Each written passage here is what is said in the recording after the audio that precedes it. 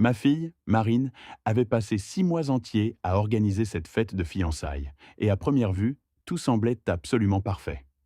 Le vaste jardin de notre propriété au Bouscat, un havre de paix que nous avions patiemment façonné au fil des ans, était paré de guirlandes lumineuses, délicates, qui scintillaient comme des étoiles tombées du ciel, projetant une douce clarté dorée sur les visages joyeux des invités. Une soixantaine d'entre eux riaient, leur voix se mêlant au cliquetis cristallin des verres de champagne et à la mélodie discrète d'un trio de jazz, créant une symphonie joyeuse sous le ciel profond de la Gironde. L'air de cette fin de printemps était d'une douceur exquise, parfumé par le jasmin grimpant le long de la tonnelle et l'herbe fraîchement coupée qui exhalait ses arômes terreux. Des plateaux de petits fours raffinés circulaient et les rires fusaient, légers et insouciants. Et au centre de cette effervescence, mon futur gendre, Thomas Duval, se tenait là, le bras enlacé avec une possessivité presque imperceptible autour de la taille de Marine, affichant un sourire si large, si confiant, qu'il ressemblait à celui d'un homme qui avait déjà tout gagné. Une image de bonheur parfait, presque trop parfaite, qui me laissait un goût étrange en bouche, malgré le champagne pétillant qui dansait sur ma langue. C'est à ce moment précis que Marine s'est glissée loin de lui, juste un instant, comme une ombre furtive dans la lumière vacillante des guirlandes. Elle est venue me rejoindre près du mur de pierre du jardin, un lieu discret, légèrement à l'écart du brouhaha général, près des rosiers grimpants. Son approche était si naturelle que personne n'aurait pu y voir autre chose qu'une fille cherchant un moment de répit avec son père. Le parfum entêtant des roses s'est intensifié à son passage. Elle a serré mon avant-bras d'une poigne ferme, presque désespérée, une pression qui trahissait une anxiété profonde, et a murmuré 4 mots qui ont fait basculer mon monde, rendant le verre de vin que je tenais soudainement très lourd, comme s'il était rempli de plomb. Papa, vérifie ses antécédents. Le son de sa voix était à peine audible, un souffle à peine perceptible, masqué par le rire d'une voisine. Mais la gravité de ses paroles résonnait en moi avec la force d'un coup de tonnerre. Mon cœur a fait un bond, puis s'est mis à battre la chamade. J'ai senti une vague de froid me parcourir, malgré la douceur de la soirée. Puis, avec une aisance déconcertante, presque effrayante, elle est retournée vers Thomas Duval, a adressé un sourire radieux à une voisine qui les félicitait, et a agi comme si rien ne s'était passé, comme si ce secret brûlant n'avait jamais été échangé entre nous. Mon visage, lui, est resté impassible, un masque de calme.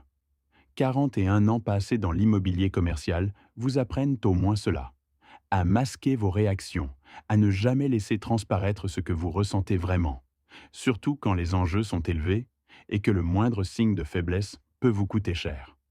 Une leçon que j'avais apprise à la dure, maintes fois, face à des clients retors ou des négociations tendues. Je m'appelle Robert Gauthier.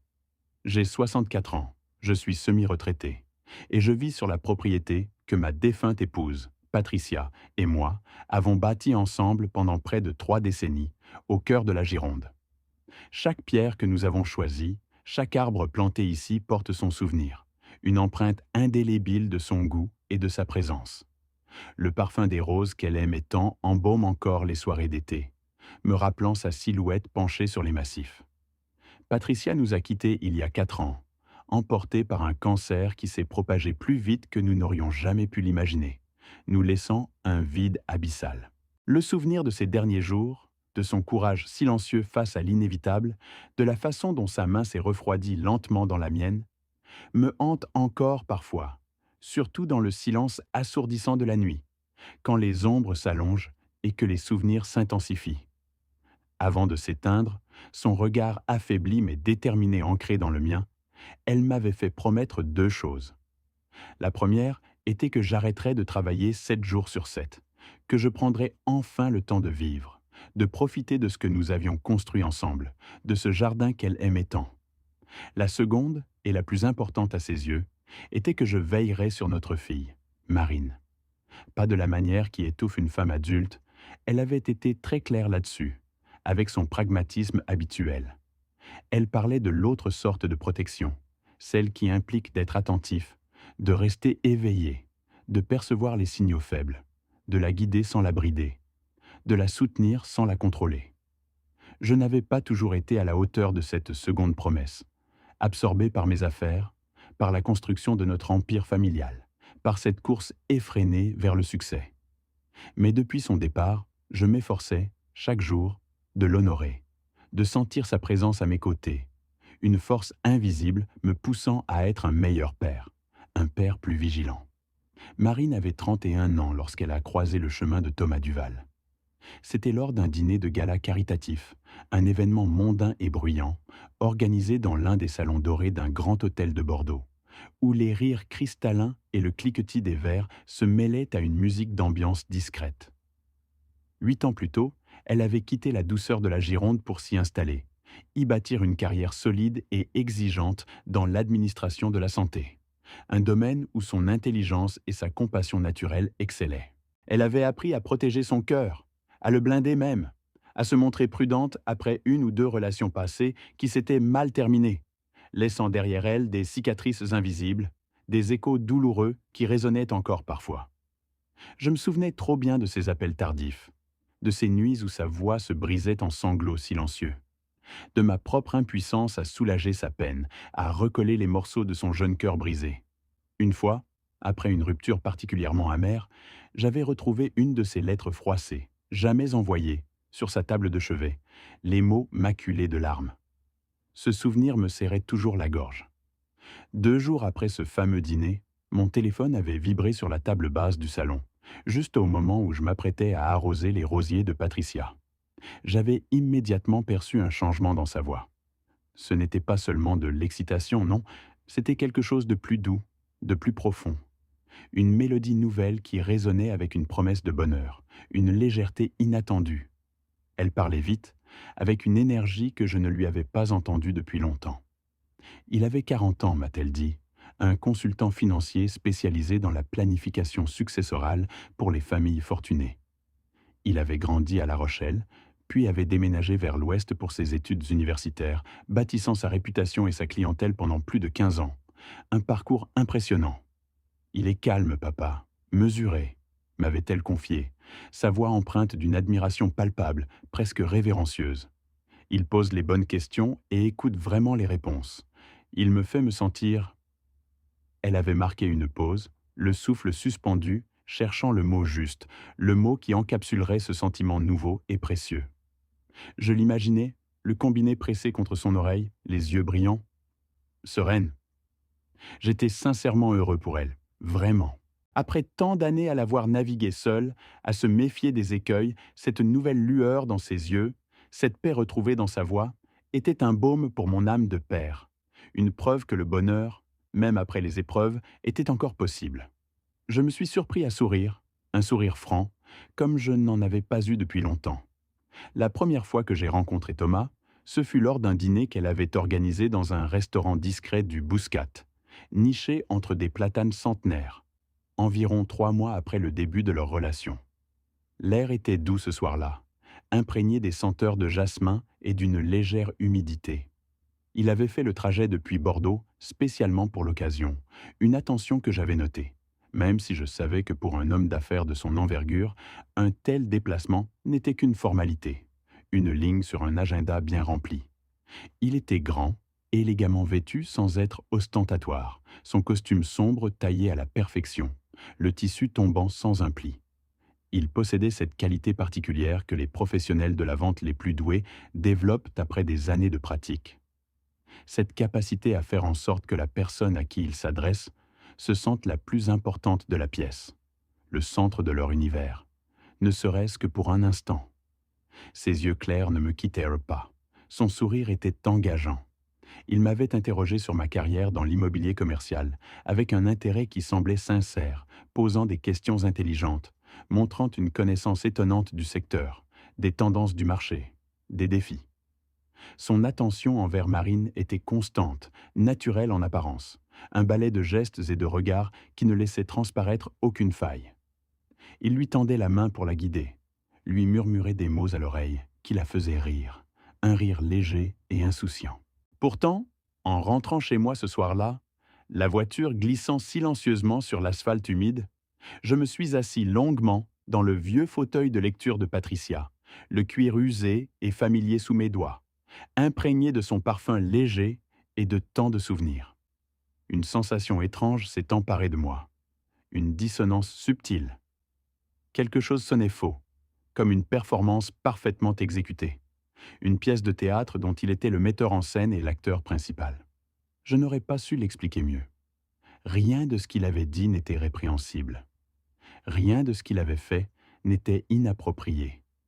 Mais il y avait dans son attention, dans la perfection de ses manières, une qualité qui me rappelait quelqu'un qui imitait à la perfection une personne réelle, plutôt que d'en être une copie sans l'âme de l'original.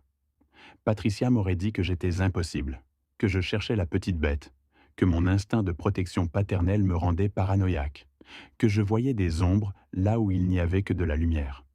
Elle aurait ri de ce rire clair et moqueur qu'elle avait, et m'aurait tapoté la main en me disant de me détendre. Et peut-être aurait-elle eu raison. J'avais gardé ce sentiment pour moi, enfoui sous une couche de rationalité, espérant que le temps dissiperait cette impression, que mon esprit me jouait des tours. Mais l'ombre de ce doute persistait, légère mais tenace, comme un murmure dans le vent. 14 mois s'étaient écoulés depuis leur première rencontre. 14 mois durant lesquels j'avais observé leur relation grandir, non sans une pointe d'appréhension paternelle. Thomas avait finalement posé la question fatidique, non pas n'importe où, mais dans ce restaurant intime de Bordeaux, aux lumières tamisées et aux nappes immaculées, là où ils avaient partagé leur tout premier vrai rendez-vous. Pour Marine, cet endroit était devenu un sanctuaire personnel, le théâtre de leur histoire naissante. Je me souvenais encore de son récit, les yeux brillants, décrivant la façon dont Thomas avait glissé sa main sur la sienne, le tremblement de sa voix quand elle m'avait raconté ce premier baiser volé sous les arcades de la place de la Bourse. Elle m'avait appelé depuis le parking du restaurant, quelques minutes à peine après avoir dit oui. Sa voix était étranglée par une joie si intense qu'elle en devenait presque inaudible, entrecoupée de sanglots de bonheur. Je lui avais assuré que j'étais ravi pour elle. Et ce n'était pas un mensonge complet. Une partie de moi, la plus profonde, la plus aimante, voulait désespérément se laisser emporter par son bonheur, croire en cette idylle parfaite qu'elle semblait vivre. Je voulais que ce soit vrai, que ce soit simple, que ce soit la fin heureuse qu'elle méritait. Mais cette petite voix, ce murmure persistant au fond de mon esprit, refusait de se taire, me rappelant les dissonances que j'avais déjà perçues. 6 semaines plus tard, notre propriété au Bouscat s'animait pour la fête de fiançailles. Marine, avec son énergie habituelle et son sens aigu du détail, avait orchestré la majeure partie des préparatifs. Les guirlandes lumineuses pendaient avec élégance entre les arbres du jardin. Les tables étaient dressées avec une simplicité raffinée, et l'air embaumait déjà le parfum des roses du jardin et des petits fours qui sortaient du four. Son amie de toujours, Diane, avait fait le long trajet depuis Clermont-Ferrand, apportant avec elle non seulement son aide précieuse, mais aussi une énergie contagieuse et un sens de l'organisation qui faisait plaisir à voir. Le rire cristallin de Marine résonnait dans la maison, un son que j'aurais voulu savourer sans arrière-pensée. Thomas était arrivé la veille au soir, non pas avec une simple valise, mais avec ce qui semblait être la moitié de sa garde-robe. Ses bagages, des malles rigides et des sacs de voyage en cuir, débordaient de chemises impeccables, de costumes sur mesure et de cravates en soie. Il s'était installé dans la chambre d'amis, transformant l'espace en un camp de base temporaire, ses affaires étalées avec une méticulosité presque clinique. Le matin même de la fête, alors que le soleil de la Gironde commençait à dorer les toits, je l'avais vu dans le jardin arrière, son téléphone portable collé à l'oreille, menant des conversations à voix basse. Chaque fois que je m'approchais, même pour lui proposer un café, il interrompait brusquement son appel, avec une politesse forcée qui sonnait faux, son téléphone glissant dans sa poche comme un serpent qui se dissimule. Je m'étais efforcé de me convaincre que c'était le lot des consultants, que les affaires ne s'arrêtaient jamais, même le week-end, que c'était la rançon du succès. Mais une petite voix, celle de la prudence, insistait, me rappelant que les affaires importantes, celles qui nécessitent une telle discrétion, se traitent rarement avec une telle furtivité, surtout la veille d'une fête de fiançailles. Mon propre passé dans l'immobilier commercial m'avait appris à reconnaître les signaux, les non-dits, les masques. Puis, au milieu du joyeux brouhaha de la fête, alors que la musique flottait dans l'air et que les rires fusaient de toutes parts, Marine a prononcé ces mots, ces 4 mots. J'ai compris instantanément. J'ai compris que ce n'était pas une impulsion, un caprice dicté par la panique. Elle avait attendu le moment parfait, l'instant précis où elle pourrait me le dire sans être entendue, sans éveiller les soupçons de Thomas ou des autres invités. Elle avait choisi ces mots avec une précision chirurgicale, une économie de langage qui en disait long. 4 mots, pas 10. Juste assez pour me signaler que quelque chose n'allait pas, que le danger était réel, mais pas assez pour provoquer un esclandre si quelqu'un nous avait observés. Ma fille n'est pas une femme à paniquer, à se laisser submerger par l'émotion. Je me souvenais d'elle enfant, résolvant des énigmes complexes avec une logique déconcertante. Elle est forte, réfléchie, avec une intelligence vive et un sens aigu de l'observation. Elle portait un fardeau, un secret lourd, et elle m'avait choisi, moi, son père, pour le partager. C'était un acte de confiance immense, un appel à l'aide silencieux qui résonnait au plus profond de moi, me rappelant la promesse faite à Patricia, celle de toujours veiller sur notre fille, quoi qu'il arrive. Le souvenir de Patricia, son sourire rassurant, sa main dans la mienne, traversa mon esprit comme un éclair. Je suis resté à la fête pendant 40 minutes supplémentaires, un masque de convivialité plaqué sur le visage, mes muscles faciaux tendus par l'effort de maintenir cette façade. Le sourire que j'affichais me faisait mal aux joues.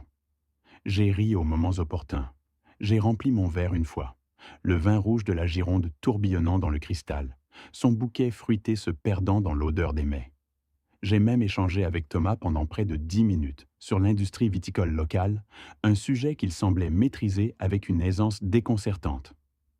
Il était charmant, détendu en apparence, un hôte parfait, ses mains gesticulant légèrement pour appuyer ses propos, ses manières impeccables.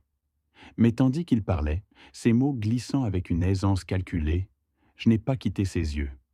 Ils étaient vifs, mobiles, balayant la foule avec une rapidité presque imperceptible, trahissant une activité fébrile que son visage, lui, s'efforçait de dissimuler derrière un sourire figé. C'était un détail infime, presque imperceptible pour le commun des mortels. Mais pour un homme qui avait passé sa vie à lire entre les lignes, à déceler les failles dans les façades des gens et des affaires, c'était un signal clair, un drapeau rouge agité dans le vent. Ses yeux balayaient la foule, cherchant peut-être une menace invisible, ou simplement s'assurant que tout était sous contrôle, que chaque pièce de son échiquier était à sa place. Un prédateur, même en pleine chasse, même au cœur de sa propre célébration, reste toujours vigilant, toujours à l'affût. Après le départ des derniers invités, le silence s'est abattu sur la maison du Bouscat. Un silence lourd, presque palpable, qui contrastait étrangement avec le brouhaha joyeux et la musique entraînante de la soirée. L'air était encore imprégné des parfums de vin, de fleurs et de la légère odeur de cigarettes des quelques fumeurs discrets.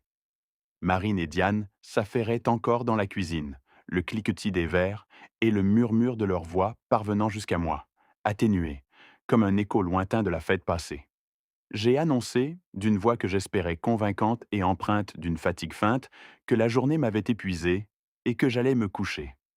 C'était un mensonge éhonté. Le sommeil était la dernière chose qui m'intéressait, mon esprit étant en pleine ébullition. Une fois dans ma chambre, la porte refermée sur le monde extérieur, le cœur battant d'une urgence froide et implacable, j'ai ouvert mon ordinateur portable. La lumière bleue de l'écran a éclairé mon visage dans l'obscurité. Je ne suis pas un homme particulièrement doué avec Internet. Mon assistante au bureau, une femme d'une patience infinie, avait passé des années à me rediriger gentiment des méandres des moteurs de recherche vers les appels téléphoniques, un domaine où j'excellais bien davantage, où le contact humain et l'intuition primaient. Elle avait l'habitude de soupirer discrètement en me voyant buter sur une interface trop complexe, puis de prendre les choses en main avec une efficacité redoutable, trouvant en quelques clics ce qui me prenait des heures.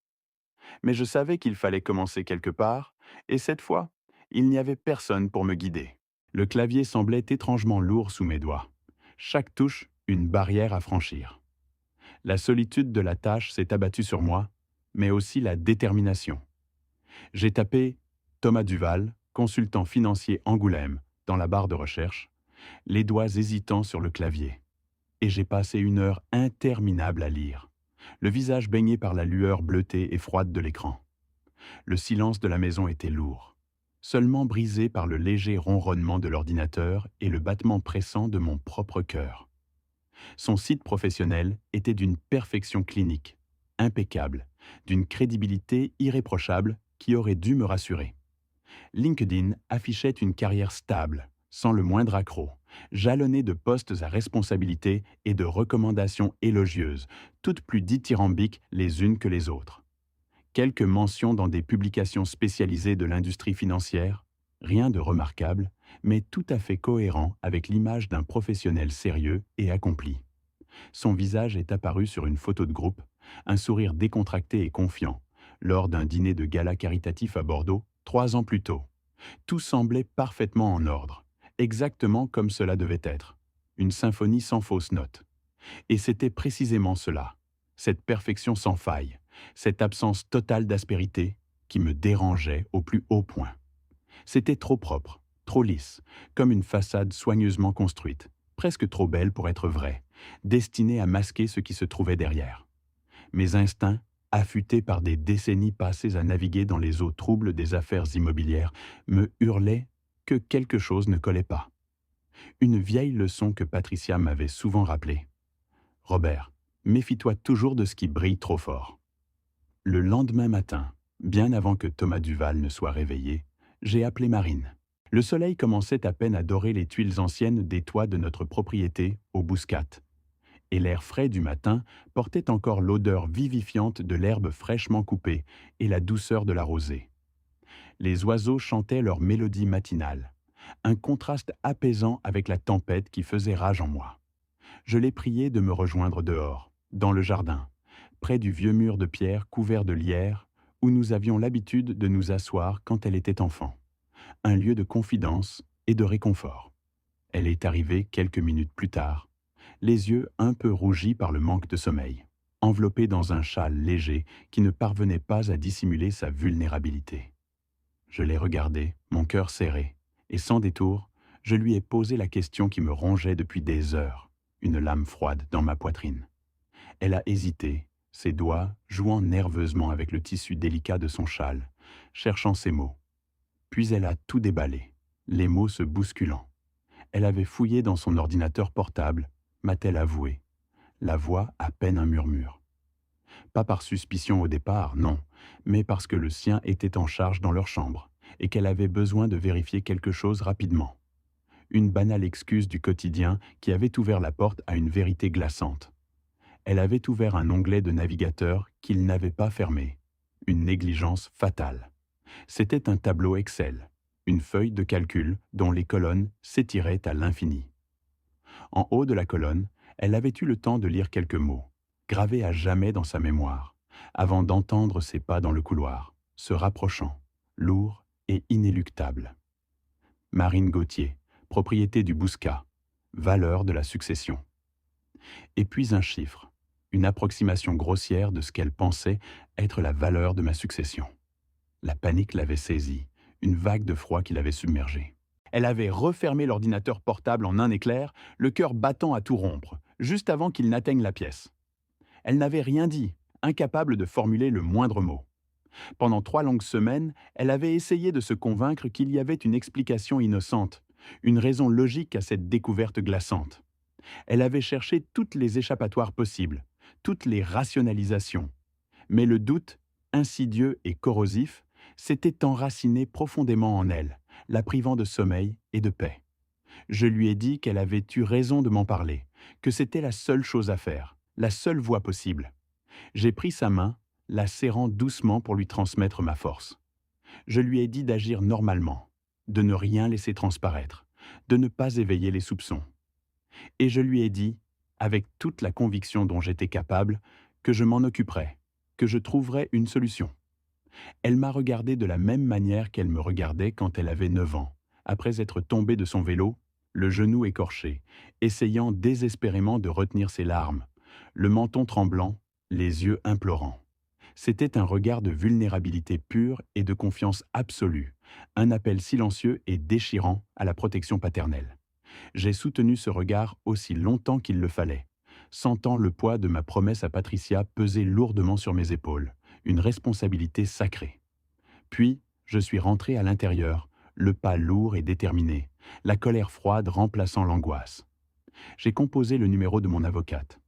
Hélène Marsh s'occupait des affaires juridiques de notre famille depuis 18 ans, une femme d'une rigueur et d'une discrétion exemplaires.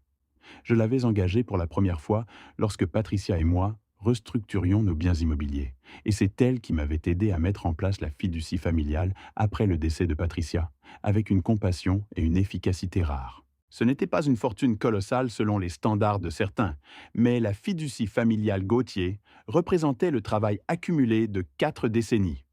La propriété au Bouscat, 2 immeubles commerciaux à Arcachon et un portefeuille d'investissement que Patricia avait géré avec une patience et une clairvoyance extraordinaires, transformant chaque euro en une promesse d'avenir. Marine en était la principale bénéficiaire, l'héritière de tout ce que nous avions bâti. Hélène, ai-je commencé, ma voix trahissant une tension que je m'efforçais de dissimuler derrière un ton faussement décontracté. Si quelqu'un épousait Marine et qu'elle l'ajoutait ensuite à la fiducie en tant que co-fiduciaire ou bénéficiaire désigné, à quelle vitesse les actifs pourraient-ils être déplacés? Un court silence s'est installé à l'autre bout du fil, le temps qu'elle digère ma question inhabituelle, si spécifique et si lourde de sous-entendus. J'ai imaginé son sourcil se froncer, son esprit juridique s'activant, analysant chaque mot. Cela dépend de la structure et des pouvoirs de signature, a-t-elle finalement répondu d'une voix mesurée, professionnelle, mais avec une pointe de curiosité. Mais avec la bonne documentation et l'accès aux institutions financières, cela pourrait se faire en quelques jours, voire plus rapidement. Mon estomac s'est noué. De quoi aurait-il besoin exactement? Ai-je demandé, ma voix plus sèche que je ne l'aurais voulu. Un certificat de mariage, sa signature et la signature du co-fiduciaire sur les documents de modification, ainsi que l'accès au numéro de compte, qui se trouve dans les documents de la fiducie eux-mêmes, a-t-elle énuméré, chaque mot résonnant comme un coup de marteau dans mon esprit. La vulnérabilité de notre patrimoine, de l'avenir de Marine, était soudainement mise à nu, terrifiante. J'ai remercié Hélène, la gorge nouée, le combiné pesant lourdement dans ma main moite. Le silence qui a suivi notre conversation, seulement brisé par le bourdonnement lointain du réfrigérateur dans la cuisine, était plus assourdissant que n'importe quel bruit. Je lui ai dit d'une voix que je voulais ferme, mais qui tremblait légèrement que je pourrais avoir besoin de la rappeler très bientôt, peut-être même avant la fin de la semaine. La rapidité avec laquelle tout pouvait basculer, la vulnérabilité de l'avenir de Marine, de tout ce que Patricia et moi avions construit, était une pensée effrayante, une lame froide pressée contre ma nuque. Les mots d'Hélène résonnaient encore, glaçants. Quelques jours, voire plus rapidement. Ensuite, j'ai appelé Gilles. Je l'avais rencontré 15 ans plus tôt, dans un bureau impersonnel du centre de Bordeaux, alors qu'il effectuait des vérifications d'antécédents pour une importante transaction d'immobilier commercial dans laquelle j'étais impliqué. Je me souviens de son regard perçant, de sa manière de poser des questions précises, sans fioriture. Depuis, il avait bâti un petit cabinet d'enquête privé très respecté dans la région bordelaise, connu pour sa discrétion et son efficacité. Il était méthodique, presque clinique, et il ne spéculait jamais. Il vous disait ce qu'il avait trouvé, les faits bruts et rien de plus. C'était précisément la qualité que je recherchais pour un travail de cette nature, où chaque supposition était un luxe que je ne pouvais pas me permettre. Gilles, ai-je dit, sans préambule, ma voix retrouvant une part de son assurance habituelle. J'ai besoin d'une enquête complète sur Thomas Duval, 40 ans, consultant financier, de Bordeaux. J'ai pris une profonde inspiration, sentant le poids de chaque mot. Je lui ai donné tous les détails que Marine m'avait partagés au cours des 14 derniers mois, depuis leur rencontre fortuite dans un café de la rue Sainte-Catherine, jusqu'aux moindres anecdotes sur ses habitudes, ses goûts, ses voyages. Chaque détail, même le plus insignifiant, me semblait crucial, une pièce potentielle du puzzle. Je ne lui ai pas encore dit pourquoi je demandais cela, laissant planer un mystère que Gilles, professionnel, n'a pas cherché à percer. Combien de temps cela prendra-t-il? 3 jours pour le travail de surface, a-t-il répondu de sa voix grave et posée, sans la moindre hésitation, comme s'il lisait un menu. Une semaine pour quelque chose de plus approfondi, avec des vérifications de sources moins accessibles. J'en ai besoin dans 5 jours, ai-je insisté, sentant l'urgence monter en moi, une pression sourde dans ma poitrine. 5 jours. C'était le délai maximum avant que Thomas ne reparte. Et je ne pouvais pas me permettre d'attendre plus longtemps. Chaque heure comptait.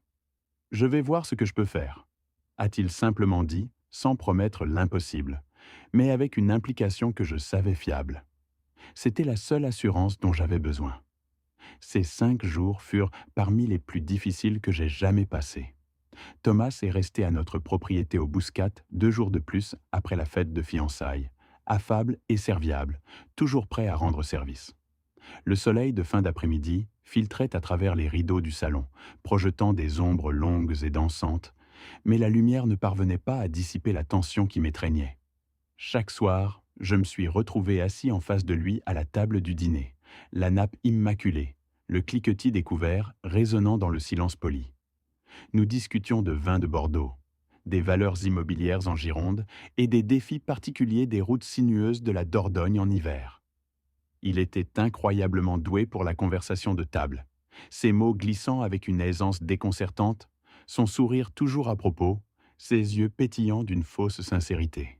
Je me suis même surpris à l'apprécier presque, à trouver son intelligence et son humour séduisants, ce qui rendait la situation encore plus insupportable. C'était comme jouer un rôle dans une pièce de théâtre macabre, où l'on doit sourire à son bourreau, tout en sachant que le rideau allait bientôt tomber sur une tragédie. L'odeur du rôti de veau et du vin rouge se mêlait à l'amertume de ma propre duplicité. Il est reparti pour Bordeaux un mardi matin, sous un ciel de la Gironde gris et menaçant, promettant de revenir bientôt. Marine est restée un jour de plus. Le soir, après qu'elle ait aidé à ranger les dernières traces de la fête, je l'ai prise à part dans le petit salon, loin des oreilles indiscrètes. Je lui ai dit le peu que je savais, ce qui n'était pas grand-chose encore. Juste des soupçons, des incohérences. Je lui ai répété d'agir normalement, de ne surtout rien laisser transparaître, de ne pas éveiller les soupçons de Thomas. Elle était effrayée. Je le voyais dans ses yeux, habituellement si vifs, maintenant voilés d'une anxiété palpable. Ses mains serraient si fort sa tasse de thé sous la table que ses jointures blanchissaient. Mais elle était aussi en colère, d'une colère froide et silencieuse qui lui donnait une étrange stabilité, une force insoupçonnée. Je me suis souvenu de Patricia, sa mère, dans des situations similaires. Quand elles étaient effrayées et en colère simultanément, les femmes de ma famille devenaient très, très calmes. Une force tranquille, presque intimidante, qui me rappelait à quel point elles étaient résilientes. Gilles a appelé le 5e jour, comme promis, juste après le déjeuner. Le soleil avait percé les nuages, inondant la cuisine d'une lumière crue. J'ai décroché le téléphone avec une appréhension qui me tordait les entrailles. Sa voix était neutre, factuelle, dénuée de toute émotion, ce qui la rendait d'autant plus glaçante. Son vrai nom n'est pas Thomas Duval. C'est Trevor Halliday, né à Nancy, en Lorraine, il y a 41 ans. Le passé à La Rochelle était en partie vrai. Il y avait bien vécu pendant quelques années, mais ce n'était qu'une pièce du puzzle, et certainement pas la première. Le masque venait de tomber, révélant un visage inconnu, plus âgé, plus sombre. Mais l'historique de carrière que les sources de Gilles avaient déterré était radicalement différent de celui affiché sur son profil LinkedIn, si soigneusement élaboré. Le vernis impeccable de l'homme d'affaires respecté s'écaillait pour révéler une toile bien plus sombre, tissée de mensonges et de manipulations. Il y avait eu un procès civil en Bretagne, 7 ans auparavant. Un ancien associé avait allégué que Trevor Halliday avait falsifié des documents financiers pour accéder à un compte joint, qu'il avait ensuite vidé sans scrupule. L'affaire s'était réglée à l'amiable, hors des tribunaux, comme tant d'autres affaires gênantes. Les montants exacts étaient restés confidentiels, scellés par l'accord, mais les preuves documentaires de l'escroquerie, elles, existaient bel et bien. Je me suis revu, des années plus tôt, face à un partenaire qui avait tenté de me rouler sur un contrat d'immobilier commercial. La même froideur dans le regard, la même audace calculée. Une signature, un modus operandi. Il y avait eu aussi un mariage. Trevor Halliday avait épousé une femme à Rennes, avant de divorcer 22 mois plus tard. Son père avait découvert Gilles en fouillant les registres fonciers, possédait un portefeuille immobilier commercial conséquent en Bretagne. Le règlement du divorce avait inclus un paiement substantiel à Trevor, qui, selon une source que Gilles n'avait pas voulu nommer mais qu'il avait jugée fiable, provenait directement du beau-père, désireux de clore l'affaire discrètement, sans scandale. Une transaction silencieuse, un prix payé pour la paix, pour éviter l'éclaboussure d'une réputation. L'écho de cette histoire résonnait avec une familiarité glaçante. Un schéma prédateur se dessinait avec une clarté terrifiante. Et puis, il y avait un troisième nom sur la liste de Gilles, une femme à Grenoble. Son nom était Renée Dubois. D'après ce que Gilles avait découvert, elle avait 44 ans et partageait avec Thomas Duval une société écran enregistrée en Auvergne-Rhône-Alpes. Cette entreprise n'avait aucune activité commerciale visible, aucune enseigne, aucun employé déclaré, mais de l'argent y avait transité. Gilles détenait les relevés de transfert, des chiffres froids et implacables qui traçaient un chemin obscur. Je suis resté assis dans mon bureau, le téléphone pressé contre mon oreille, le cuir usé du combiné collé à ma joue, le regard perdu sur le vignoble qui s'étendait, majestueux et ordonné, le long du côté sud de notre propriété au Bouscat. Le soleil de fin de journée, d'un orange doux et apaisant, inondait les rangs de vignes, caressant les feuilles encore vertes et les grappes lourdes, créant un contraste cruel avec la noirceur des informations que je venais d'ingérer. L'air, lourd et chaud, sentait la terre humide après une averse lointaine et le raisin mûr, une odeur de vie, de labeur et d'abondance que cet homme cherchait à souiller avec une cupidité glaciale. « Gilles ?» ai-je demandé, ma voix à peine un murmure, presque inaudible. « Cet homme compte-t-il épouser ma fille pour accéder à son héritage? Est-ce vraiment ce à quoi nous sommes confrontés ?» Le silence à l'autre bout de la ligne s'est étiré, lourd, pesant comme une chape de plomb, avant que Gilles ne réponde, sa voix mesurée, presque clinique, dénuée de toute émotion superflue, ce qui la rendait d'autant plus terrifiante. Je pense, Robert, que quelqu'un a déjà fait quelque chose de très similaire auparavant, et que la structure est suffisamment comparable pour justifier de sérieuses inquiétudes. Vos instincts sont une information précieuse. Ne les ignorez jamais. Le sang s'est glacé dans mes veines, une vague de froid se propageant depuis ma nuque jusqu'au bout de mes doigts. Une phrase résonna dans ma mémoire, celle de Patricia, des années auparavant, son regard perçant et son ton inquiet. « Quelque chose ne colle pas », avait-elle dit à propos d'un investissement qui s'était avéré être une arnaque retentissante. Elle avait toujours eu ce flair, cette capacité à voir au-delà des apparences, à déceler la fausseté. Son absence, à cet instant précis, était une douleur lancinante. Je lui ai demandé de continuer à creuser, l'urgence palpable dans chaque mot. J'ai insisté spécifiquement sur Renée Dubois, sentant qu'elle était la clé de voûte de cette machination. Je voulais savoir s'il y avait d'autres liens avec la fiducie familiale, si quelqu'un avait fait des demandes d'informations, même les plus anodines en apparence. Il a promis de me rappeler, et j'ai raccroché, le combiné pesant lourdement dans ma main, comme un fardeau. Il a rappelé le lendemain soir. L'attente avait été une torture silencieuse, chaque heure pesant comme une pierre sur ma poitrine, chaque ombre dansante sur les murs de mon bureau me semblant cacher une menace. La nuit était tombée, enveloppant le vignoble d'un voile d'encre, et seule la lumière de ma lampe de bureau éclairait mes notes éparses. Renée Dubois avait travaillé pendant 3 ans comme assistante juridique dans un cabinet d'avocats spécialisé en planification successorale à Grenoble. Elle avait quitté ce cabinet dans des circonstances que Gilles avait qualifiées de peu claires, notant qu'elle était partie sans référence et sans la perspective d'association qui lui avait apparemment été promise, un signe évident de rupture ou de faute. Elle travaillait désormais, sur le papier, comme consultante juridique indépendante. Son revenu réel, d'après ce que Gilles avait pu retracer avec une précision effrayante, semblait provenir principalement de la société Écran qu'elle partageait avec Thomas Duval. Plus important encore, Gilles avait trouvé des emails. Il n'a pas expliqué en détail comment, et je n'ai pas demandé, ne voulant pas connaître les méthodes, seulement les résultats, mais Thomas Duval avait utilisé un compte de messagerie personnelle qui n'avait pas été suffisamment sécurisé, et Gilles avait une source qui avait accédé à une partie de la correspondance. Dans ses emails, Thomas Duval faisait référence à Marine par son prénom, avec une familiarité répugnante, et au patrimoine Gauthier par un raccourci que Gilles n'a pas voulu répéter au téléphone, mais qui rendait la nature du plan d'une clarté effrayante, d'une vulgarité à peine voilée. René Dubois le conseillait sur le processus de modification de la fiducie. Elle savait exactement quel document devrait être signé et dans quel ordre pour donner à Thomas Duval un accès total avant qu'une contestation légale ne puisse être montée. Il prévoyait de passer à l'action dans les 30 jours suivant le mariage. 30 jours. Un mois. C'était le temps qu'il me restait pour agir. J'ai fermé les yeux, la tête lourde, le cœur battant la chamade. Et j'ai pensé à Patricia. J'ai pensé aux 31 ans qu'elle avait passé à m'aider à construire tout ce qui se trouvait maintenant dans le viseur de deux personnes qui avaient déjà fait cela, ou quelque chose de très similaire, au moins une fois auparavant. Je me suis souvenu de ses mains, fortes et élégantes, signant des documents, de son rire résonnant dans les couloirs de notre première agence immobilière, de sa détermination inébranlable à bâtir un avenir sûr pour Marine. La colère a commencé à monter, froide et déterminée, une flamme glaciale qui consumait la peur. Une décision irréversible s'est forgée dans mon esprit, dure comme l'acier.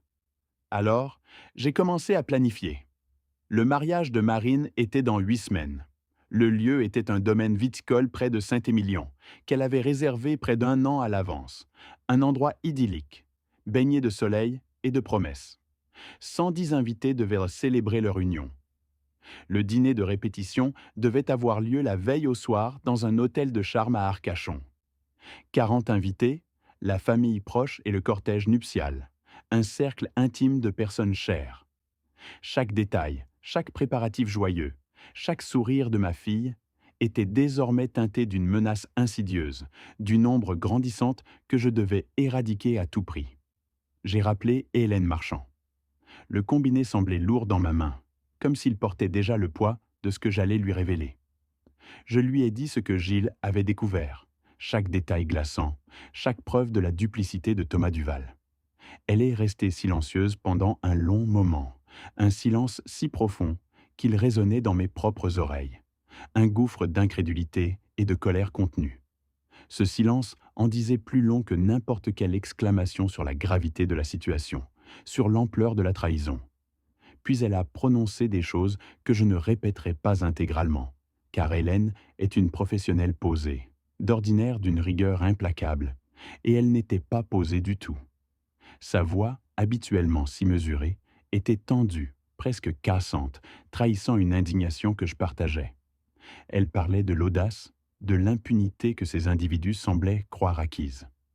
Quand elle a eu fini, elle m'a dit qu'elle pouvait travailler avec la brigade financière de la police judiciaire, qu'elle y avait un contact fiable, et que les preuves documentaires que Gilles avait rassemblées étaient probablement suffisantes pour ouvrir une enquête formelle. Mais elle m'a aussi dit que le résultat le plus durable, celui qui serait le plus difficile à contester par la suite, serait si Thomas Duval était pris en flagrant délit de tentative de fraude plutôt que d'être simplement accusé de la planifier. Une preuve irréfutable, capturée sur le vif, serait un coup fatal. Je lui ai dit de contacter son contact à la brigade financière. Ma voix était calme, mais une détermination froide et implacable s'était installée en moi. Je lui ai dit que je m'occuperais du reste. Il y a une patience particulière que l'on développe en 40 ans de négociation de transactions d'immobilier commercial.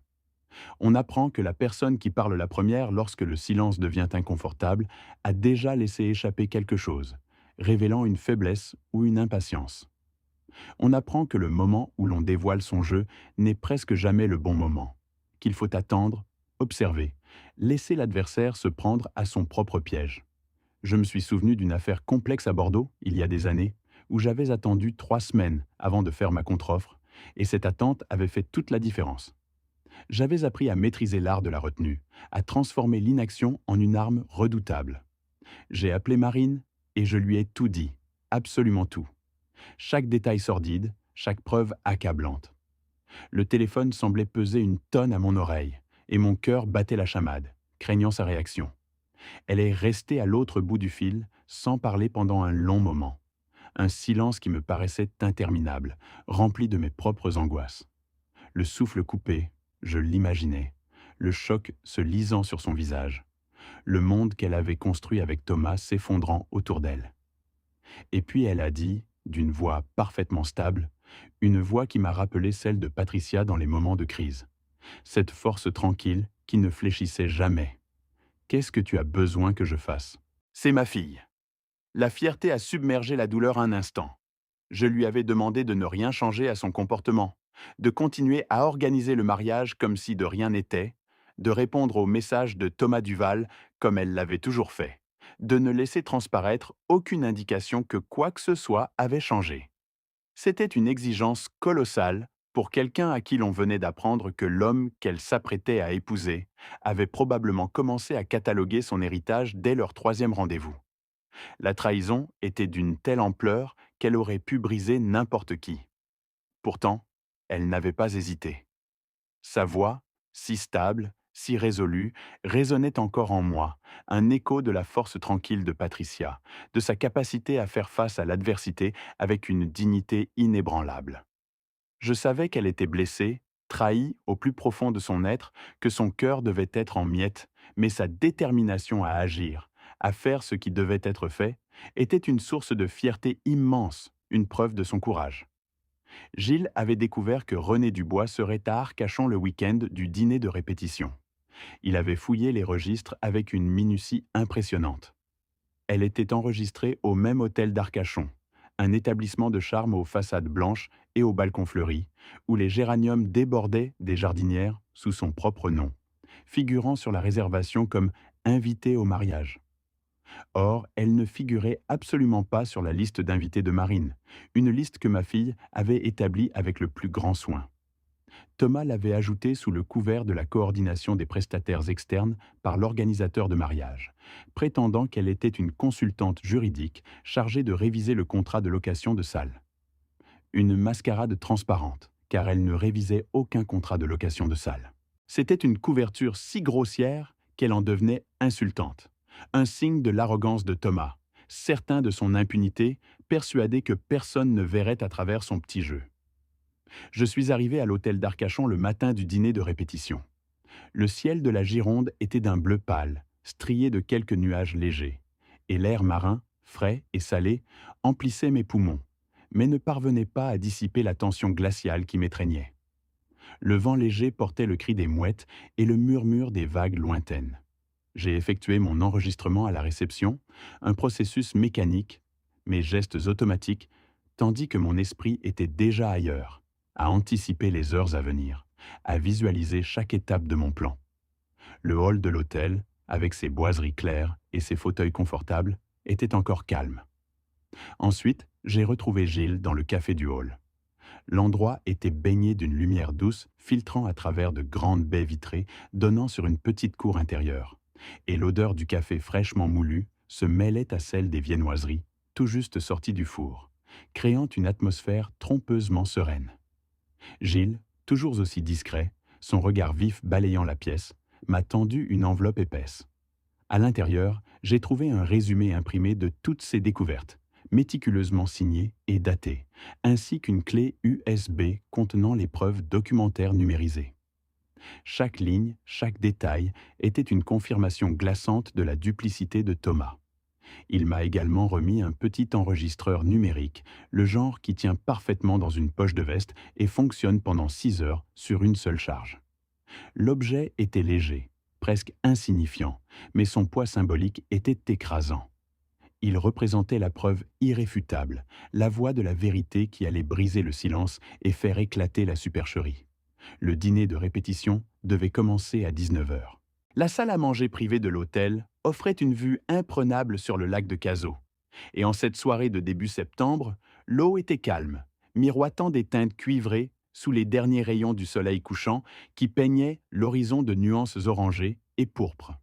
Des bougies vacillaient sur les tables nappées de blanc immaculé, leurs flammes dansant et projetant des ombres mouvantes sur les visages des convives. Le doux cliquetis des couverts se mêlait aux rires fins et aux conversations étouffées, un ballet social où chacun jouait son rôle. L'atmosphère était à la fois élégante, presque féerique, et lourde de non-dits, une tension palpable que je sentais peser sur mes épaules malgré la beauté du décor. Thomas Duval était en excellente forme, rayonnant d'une assurance presque insolente. Il a porté un toast à Marine, un discours qui se voulait sincèrement émouvant, mais qui n'était à mes yeux qu'un chef-d'œuvre de fausse tendresse, une performance digne des plus grands acteurs.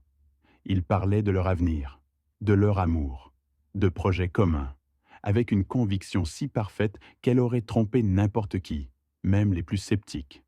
J'ai vu les regards attendris autour de la table, les sourires complices, et mon estomac s'est noué.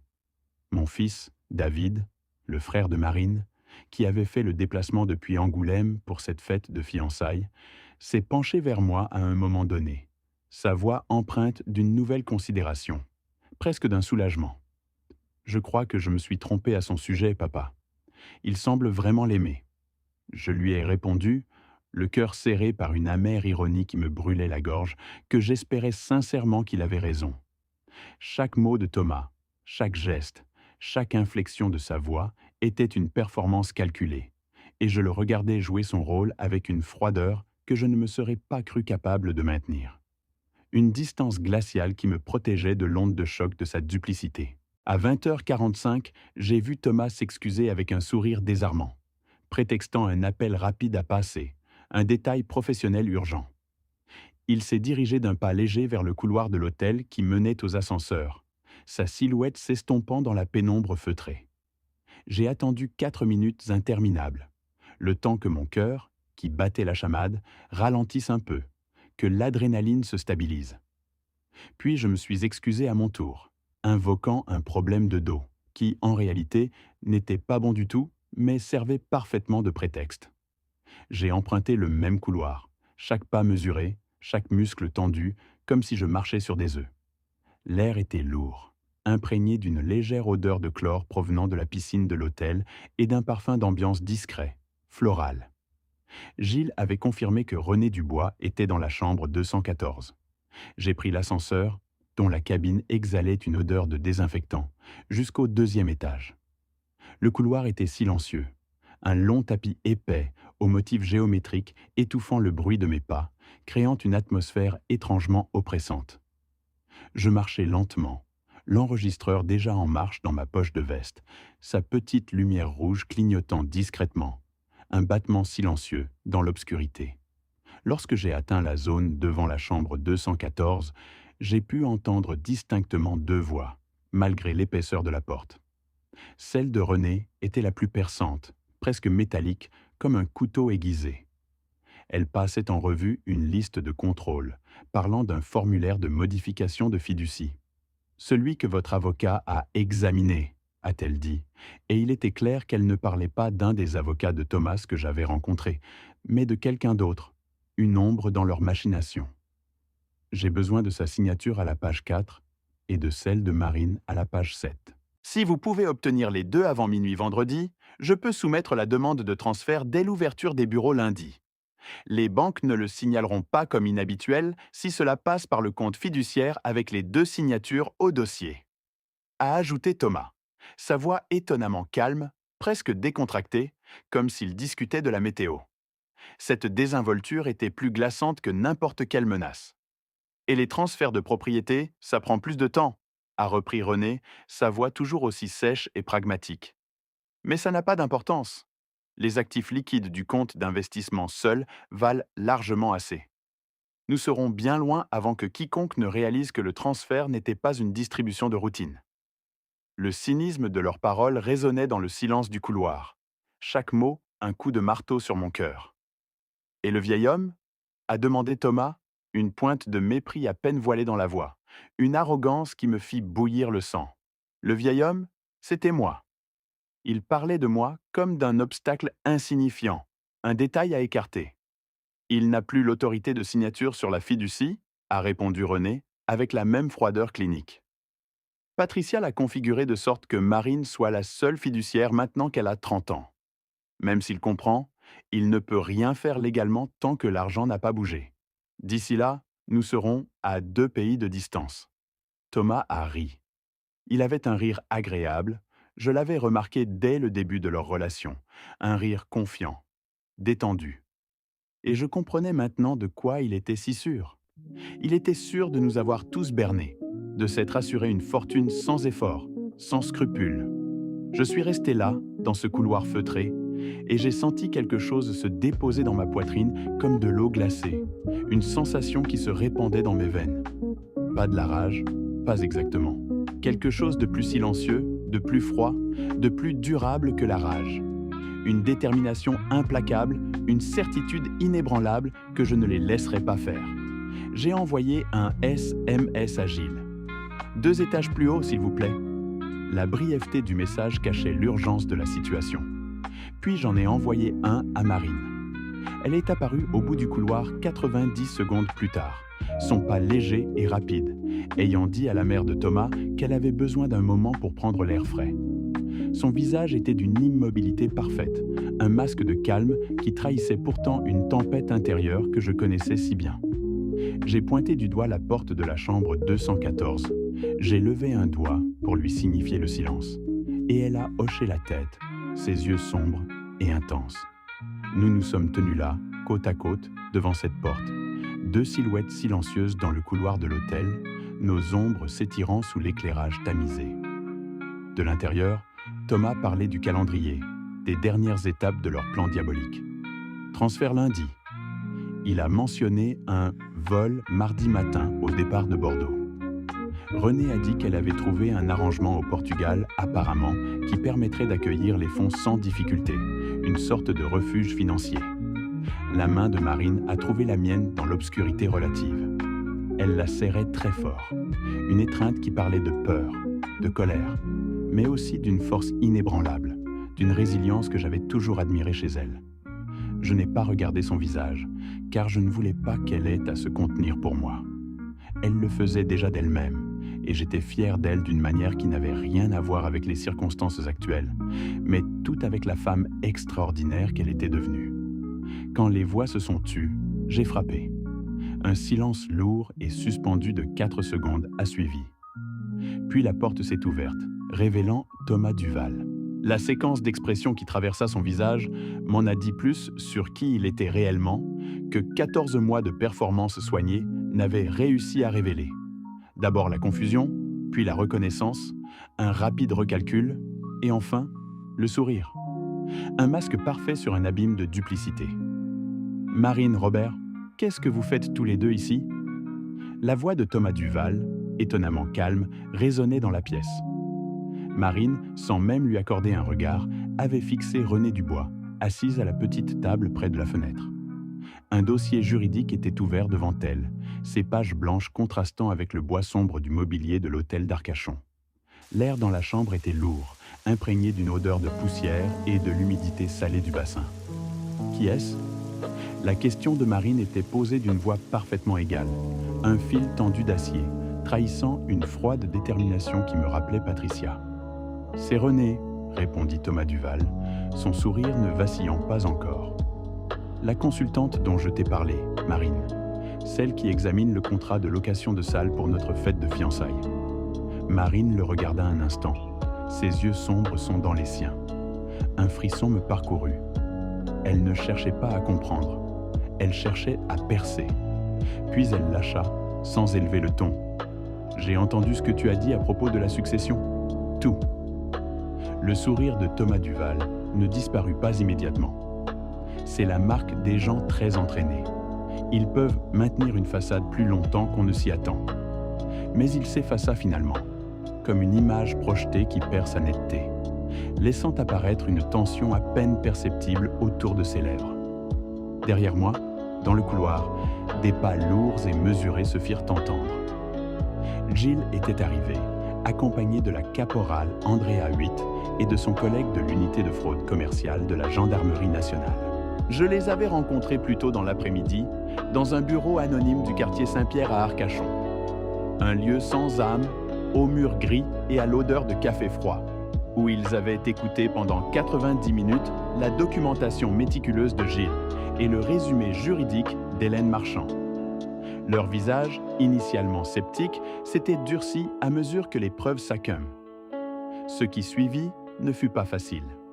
La salle à manger privée, nichée au dernier étage de l'hôtel avec ses larges baies vitrées donnant sur le miroir changeant du bassin d'Arcachon, était censée résonner de rires et de promesses.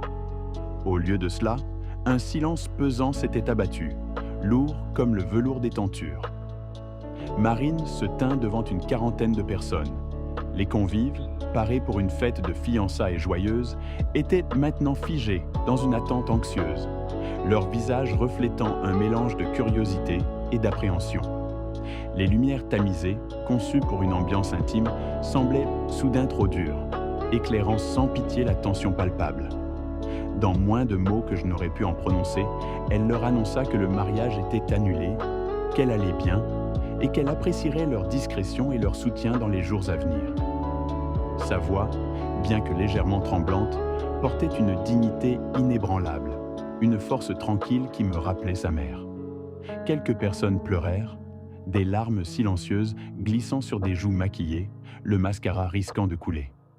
D'autres affichèrent un soulagement à peine dissimulé, la façon dont les gens réagissent lorsque quelque chose qu'ils soupçonnaient mais n'osaient pas dire est enfin reconnu. Mon cœur se serrait de fierté et de douleur en la voyant si forte, si vulnérable à la fois. Une jeune femme brisée mais debout, face à l'abîme. Son frère David resta avec elle pendant 1 heure après, un pilier silencieux dans la tempête. Je fus reconnaissant de leur lien précieux, une ancre solide dans ce chaos émotionnel. Vers 22 heures, incapable de rester enfermé, je partis marcher seul le long du bord du bassin d'Arcachon. C'était une nuit fraîche pour début septembre, le genre de nuit qui vous rappelle que la tenure de l'été en Gironde est toujours temporaire, une parenthèse enchantée qui se referme. Le vent, piquant et salin, portait l'odeur des pins maritimes et de l'océan, un mélange âpre et apaisant à la fois. Les vagues léchaient doucement le rivage, un murmure constant sous le vaste dôme céleste. Les étoiles scintillaient avec une clarté inhabituelle, comme des milliers de diamants jetés sur un velours noir infini. Et je levai les yeux, cherchant un signe, une réponse. Je pensais à Patricia. Je me souvenais de la façon dont elle s'asseyait dans le jardin de notre propriété, au Bouscat le soir, un verre de vin blanc sec à la main, très immobile, observant la lumière changer sur les collines lointaines. Le crépuscule peignait le ciel de la Gironde de teintes pourpres et oranges, des aquarelles éphémères, et elle restait là, absorbée, comme si elle cherchait à capter l'essence même de la tranquillité, à l'emprisonner dans son âme. Elle avait un instinct pour l'immobilité, une capacité à trouver la paix dans le silence, à écouter le monde sans le juger, que je n'avais jamais entièrement apprise d'elle. J'étais encore en train d'apprendre. Chaque jour, chaque souvenir d'elle était une leçon, une douce piqûre de nostalgie qui me rappelait ce que j'avais perdu et ce que j'avais encore à chérir. L'enquête de la gendarmerie nationale progressa au cours des mois suivants, avec une lenteur exaspérante, mais une détermination inébranlable. Je n'en détaillerai pas tous les aspects, car certains sont encore en cours, mais l'essentiel de ce que Gilles et Hélène Marchand avaient rassemblé tint bon. Thomas Duval et René Dubois furent formellement inculpés en lien avec l'affaire de Cahors et l'indemnisation de Nantes, que les enquêteurs purent rouvrir avec de nouvelles preuves, ainsi que la fraude planifiée contre Marine.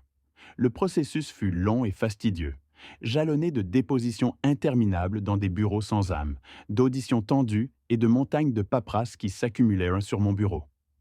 Chaque étape était une petite victoire arrachée de haute lutte, mais aussi un rappel constant de la perfidie dont Marine avait été victime, une blessure qui refusait de se refermer. L'ancien associé en Bretagne, un homme nommé Gérard, qui avait passé 7 ans à croire que personne ne prendrait jamais sa plainte au sérieux, m'appela directement pour me remercier. Sa voix était rauque d'émotion, un mélange de soulagement et d'amertume accumulée, comme un vin trop longtemps gardé. Cet appel fut étonnamment difficile à gérer. Entendre la gratitude de cet homme dont la vie avait été brisée par les mêmes escrocs me rappela l'ampleur des dégâts qu'ils avaient causés, la traînée de souffrances qu'ils laissèrent derrière eux. Je raccrochai, le combiné lourd dans ma main, le silence de la pièce soudain assourdissant. Marine mit 4 mois à se remettre. Elle resta à Bordeaux, mais prit un congé sabbatique de 6 semaines de son travail dans l'administration de la santé.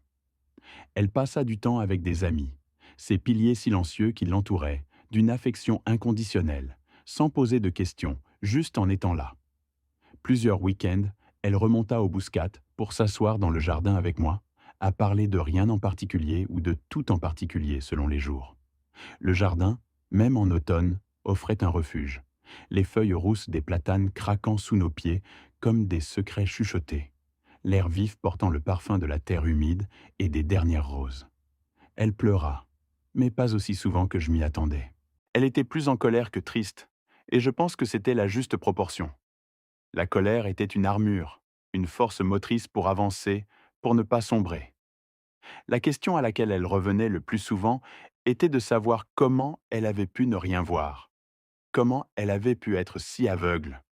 Tu n'as pas manqué de le voir, lui dis-je un de ces week-ends de fin novembre, assis dehors, emmitouflé dans des plaids, les derniers rayons du soleil d'automne caressant le vignoble en sommeil. L'air était piquant, et l'odeur de la terre fraîchement labourée flottait autour de nous, promesse d'un renouveau. Tu l'as senti, Marine? Tu m'as dit 4 mots à la fête de fiançailles, parce que quelque chose en toi savait déjà, au plus profond de ton être. La partie de toi qui l'a reconnue venait juste d'être confrontée à 14 mois d'une performance très habile, d'une manipulation orchestrée avec une précision chirurgicale. Elle resta silencieuse un instant, son regard perdu dans les rangs de vignes dénudées, leurs sarments tordus comme des bras suppliants. Un soupir léger s'échappa de ses lèvres.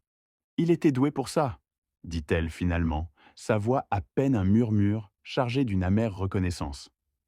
Il l'était, acquiesçai-je, mon propre regard balayant l'horizon. Mais tu as été meilleur pour t'écouter que tu ne le penses. Ton intuition t'a crié la vérité, même quand ton esprit refusait de l'entendre. Elle inspira profondément, l'air froid emplissant ses poumons, comme si elle cherchait à se remplir de courage. Je veux faire confiance aux gens à nouveau, papa. Je dois y arriver. Je ne veux pas devenir quelqu'un qui n'y arrive plus, dit-elle, sa voix empreinte d'une peur que je connaissais bien, une ombre froide qui avait parfois effleuré mon propre cœur après la disparition de Patricia. La peur de la fermeture, de la méfiance généralisée, de cette carapace que l'on finit par ériger autour de soi pour se protéger, mais qui, en réalité, emprisonne. Tu n'y arriveras pas, Marine, lui assurai-je, ma main se tendant pour resservir son verre de vin. Le liquide rubis, un bordeaux de notre vignoble, gloussa doucement en rencontrant le cristal, un son familier et réconfortant qui rompait le silence du salon. Dehors, le vent d'automne s'était levé, un souffle capricieux qui faisait frissonner les dernières feuilles accrochées aux branches des chênes centenaires, les arrachant parfois dans une danse mélancolique. L'air frais s'infiltrait par les interstices des vieilles fenêtres, rappelant que l'hiver approchait. Ta mère, Patricia, était l'une des personnes les plus confiantes que j'ai jamais connues. Elle irradiait une sorte de foi inébranlable en l'humanité, même après avoir vu le pire. Sais-tu pourquoi elle pouvait se permettre de l'être? Marine secoua la tête, ses yeux clairs fixés sur le reflet dansant des flammes de la cheminée dans le vin, une petite étoile rougeoyante au fond du verre. Le feu crépitait doucement, projetant des ombres mouvantes sur les murs tapissés de livres. Parce qu'elle prêtait attention, poursuivis-je, ma voix douce mais ferme, imprégnée de la sagesse que Patricia m'avait elle-même enseignée. La vraie confiance n'est pas quelque chose que l'on donne librement en espérant le meilleur, Marine. Ce n'est pas un pari aveugle. C'est quelque chose que l'on étend lentement, pas à pas, comme on teste la solidité d'un pont avant de le traverser. On observe ce qu'une personne fait avec les petites parcelles de confiance avant de lui en accorder davantage. Ta mère faisait confiance aux gens parce qu'elle les observait attentivement d'abord, avec une curiosité bienveillante mais sans naïveté. Ce n'est pas du cynisme, ma fille. C'est simplement de la sagesse. Une forme de discernement qui te protège sans te fermer au monde. Je me souvenais d'une fois, il y a des années, lors d'un dîner chez des amis. Patricia avait passé une soirée entière à écouter un nouvel ami de la famille parler de ses projets, de ses rêves un peu grandioses pour une entreprise naissante. Son regard clair et perçant ne manquait aucun détail, aucune hésitation dans sa voix, aucune micro-expression sur son visage. Elle avait posé des questions précises, non pas pour juger, mais pour comprendre. Elle avait toujours eu cette capacité à voir au-delà des mots, apercevoir les intentions cachées, les failles et les forces, sans jamais laisser transparaître son analyse. Elle avait ce don rare de lire les âmes. Marine regarda longuement le vignoble à travers la grande baie vitrée, les rangs de vignes dénudées s'étendant à perte sous un ciel gris perle, lourd de promesses de pluie. Une légère brume, comme un voile fantomatique, commençait à s'accrocher aux cimes des arbres lointains, estompant l'horizon. Le paysage, habituellement si vibrant, semblait retenir son souffle. Tu penses qu'elle l'aurait démasqué demanda-t-elle finalement, sa voix à peine audible, un murmure fragile dans l'immensité du salon. En une semaine dis-je, sans la moindre hésitation, peut-être 10 jours. Elle aurait vu clair dans son jeu, Marine. Elle aurait senti la dissonance entre ses paroles et ses actes, la superficialité de son engagement. Un rire éclata, clair et inattendu, brisant le silence et la mélancolie. C'était le premier rire sincère que j'entendais d'elle depuis des mois, depuis que la noirceur de Thomas Duval avait envahi sa vie. Je ris aussi, les yeux embués. Dans sa légèreté, j'entendis Patricia, son optimisme traversant le chagrin, comme une promesse que la vie continuait. 6 mois après l'annulation du mariage, Marine m'appela un mardi soir, hors de nos habitudes du week-end. Ce décalage signifiait que quelque chose pressait. Mon cœur se serra, puis se calma. J'étais dans mon bureau, sous la lumière dorée de ma lampe, un verre d'Armagnac à portée de main, comme autrefois. Elle avait repris le travail depuis 4 mois dans l'administration de la santé, avec une énergie nouvelle. Elle s'était remise à courir, retrouvant souffle et liberté. Elle avait réservé un voyage au Portugal avec Diane.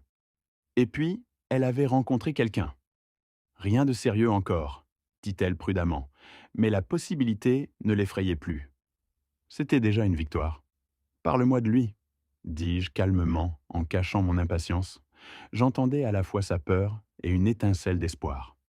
Elle le décrivit avec une attention nouvelle, attentive aux détails. Il s'était excusé auprès d'un serveur avec sincérité. Il parlait de sa famille sans masque. Il évoquait un échec professionnel et les leçons apprises, sans se poser en victime ni en héros. Pas de façade, mais de l'honnêteté. Elle observait, pesait ses mots. Elle avait intégré la leçon de Patricia, non comme un poids, mais comme un regard plus lucide. Et mon cœur de père débordait de fierté. C'est bien, lui dis-je, une fierté silencieuse, profonde, gonflant ma poitrine. J'imaginais son sourire au bout du fil, la lueur dans ses yeux que je ne pouvais voir mais que je ressentais. Continue d'observer, ne lâche rien. Je sais, papa, répondit-elle, et il y avait une force nouvelle, une assurance tranquille dans son ton qui me rassurait plus que tout. Je le ferai, je te le promets.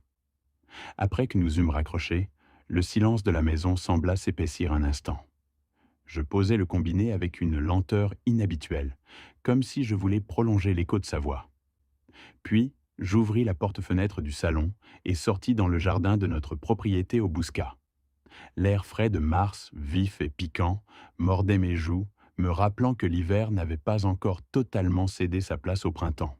Je me tins là, immobile, à l'endroit précis où Patricia avait l'habitude de s'asseoir, sur le petit banc de pierre patiné par le temps, niché sous le vieux chêne dont les branches nues s'étiraient comme des doigts osseux vers le ciel. La Gironde en mars est encore une terre endormie. Les vignes taillées à vif attendant patiemment les premières sèves, les collines d'un brun pâle, dépourvues de la luxuriance estivale. Mais il y a quelque chose d'unique dans la qualité de la lumière à cette période de l'année. Une clarté particulière, presque cristalline, qui baigne le paysage d'une douceur irréelle, que je n'ai jamais trouvée nulle part ailleurs. Le ciel était d'un bleu lavé, immense et pur, et le soleil bas projetait de longues ombres étirées sur la terre encore gorgée d'humidité. L'odeur de la terre fraîchement remuée, mêlée à celle des premières pousses d'herbe et du bois humide, montait doucement, une promesse de renouveau.